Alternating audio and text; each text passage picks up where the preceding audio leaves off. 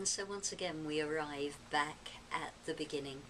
On Monday night we're going to be celebrating Simchat Torah, the celebration of Torah, a late addition to our liturgy. It really only begins to turn up around about the 14th century, in which we celebrate both the ending and the beginning of yet another Jewish cycle. If you think about it, the Jewish year stutters somewhat in beginning. We have Rosh Hashanah, officially the beginning of the year, but it runs over 2 days. We might not yet really feel that we've gotten started until Yom Kippur, when we've left what we want to leave behind us and decided what we want to continue with. Then we have Sukkot, with all of its symbols of vulnerability and fragility as we begin our early lives.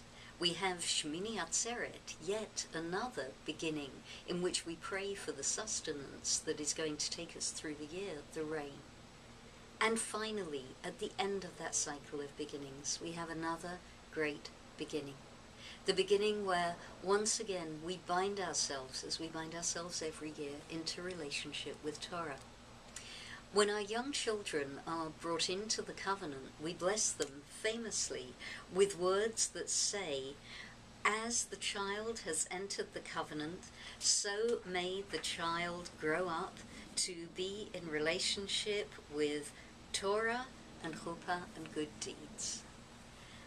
It's as if we pledge our people over and over again into a relationship with the Torah, into the continuous cycle that the beginning of the Torah represents. And so it's easy to think of a blessing to finish this off.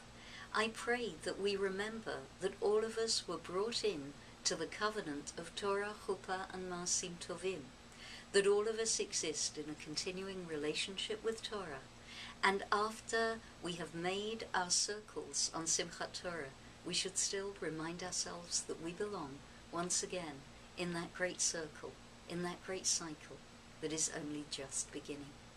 That was your Torah in 2.